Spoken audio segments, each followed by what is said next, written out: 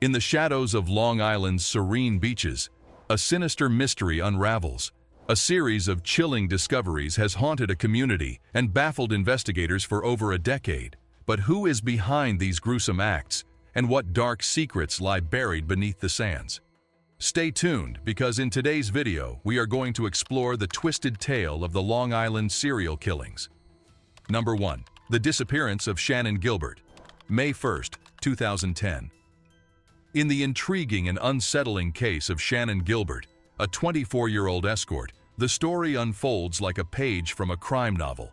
It's May 1st, 2010, and Gilbert leaves Joseph Brewer's Oak Beach residence in a panic, her 911 call echoing with terror. Then she mysteriously disappears. Her family, driven by determination, takes to the streets with flyers and knocks on doors, piecing together her last moments. Fast forward 19 months. Suffolk County detectives uncover Gilbert's skeletal remains near Gilgo Beach. At first, her death seems disconnected from the 10 other bodies found nearby. But then, her belongings surface in a marsh miles away, adding layers to the mystery. Fast forward again to July 2023. 59-year-old Rex Heuermann faces charges in the Gilgo Beach murders. Yet Gilbert's story remains an enigmatic piece of this dark puzzle.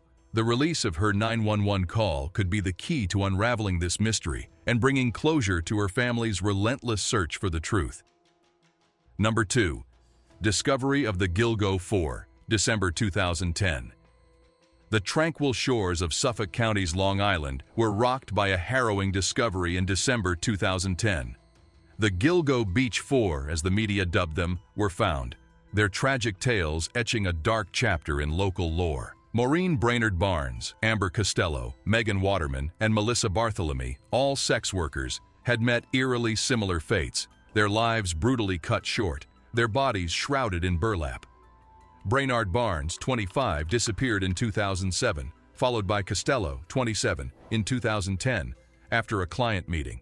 Waterman, 22, vanished, leaving her family in anguish, and Barthelemy, 24, was last heard in a haunting phone call with a malevolent voice. The saga deepened with the discovery of Jessica Taylor, Valerie Mack, and an unidentified toddler's remains, intertwining their stories in a tangled web of mystery. The Gilgo Beach murders, a blend of unresolved questions and somber remembrance, continue to captivate and haunt, a narrative steeped in darkness and intrigue. Number 3. The investigation and the clues. The case was a challenging investigation for the police. They were pursuing a cunning suspect, but they had some key clues to work with. First, the suspect, who was later identified as the Gilgo Beach serial killer, used special phones called burner phones.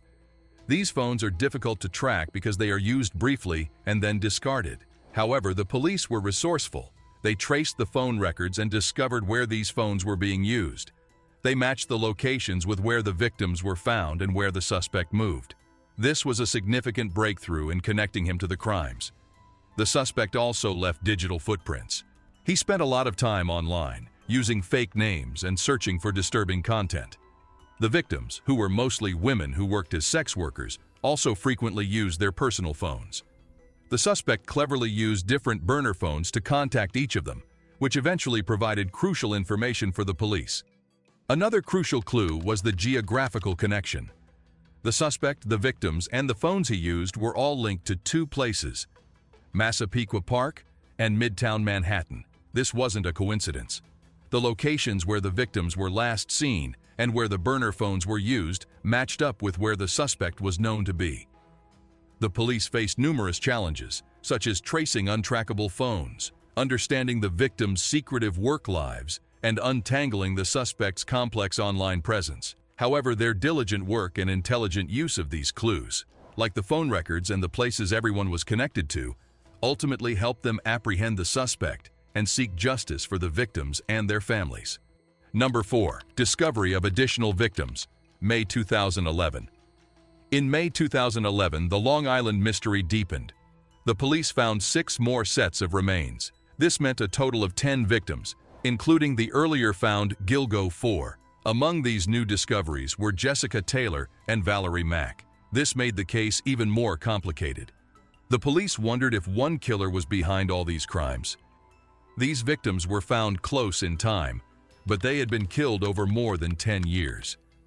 This idea that a serial killer was hiding in plain sight for so long really shook the people on Long Island and those who follow crime stories everywhere. The investigation into this Long Island serial killer was really tough. The victims' remains were spread out over a large area, crossing different places where different police work. Plus, there were no witnesses. The killer was smart, picking victims who didn't have many people around them, making it harder to trace back to him. Number 5. Breakthrough in the case, February 2022. Later in February 2022, solving the Long Island serial killings got a fresh start. A new team of detectives from different places teamed up to dig into the case again. They hit a major breakthrough thanks to a New York State police investigator. This detective smartly used a database and figured out something big. Rex Heuermann, the suspect, owned a car that was linked to the case through the victim's phone activities. This clue was a game changer. It matched up with other pieces of the puzzle, like phone records and what the car looked like. There was also a special area in Massapequa Park known as the Box that was key in the investigation. Catching Heuermann was a big moment. It showed how tricky and tangled the case was. It has baffled everyone since 2010. Number 6. The arrest of Rex Heuermann, July 14, 2023. On July 14, 2023, a big twist happened in the Long Island murder case. Rex Heuermann, 59 years old and an architect, got arrested. He was charged with the murders of 3 women found near Gilgo Beach back in 2010. How did the police catch him?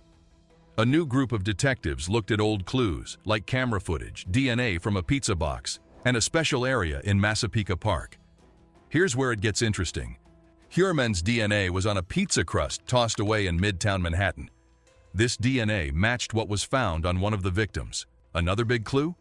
Heuermann had a car that was connected to the victims through their phone use. When the police arrested him, he stood out because he was much taller than the officers. He didn't resist the arrest, which was part of a 13-year investigation. The detectives are still looking into his past and how he could have committed these crimes. Catching him helped make sense of a complicated case. Number 7. Legal proceedings and ongoing investigations. Rex Heuermann, the main suspect in the Long Island serial killings, is standing his ground. He's said not guilty to the charges of murdering 3 women. Plus, he's also suspected of the murder of another woman. His lawyer is ready for a fight in court. They're not looking for any deal. They're just aiming to prove his innocence. Right now, Heuermann is dealing with charges for 3 first-degree murders. Meanwhile, detectives are busy digging deeper to see if he's involved in more cases. This isn't just a Long Island story. Investigators are also looking at places where Heuermann had properties like South Carolina, Las Vegas, and Atlantic City. They're trying to see if he's linked to any crimes there from 2006, but so far, no connections. This arrest and the upcoming court battles show just how tricky and attention-grabbing this case is. It's been a puzzle for authorities and a shocking story for people following it for more than 10 years. Number 8. Impact on the community and victims' families.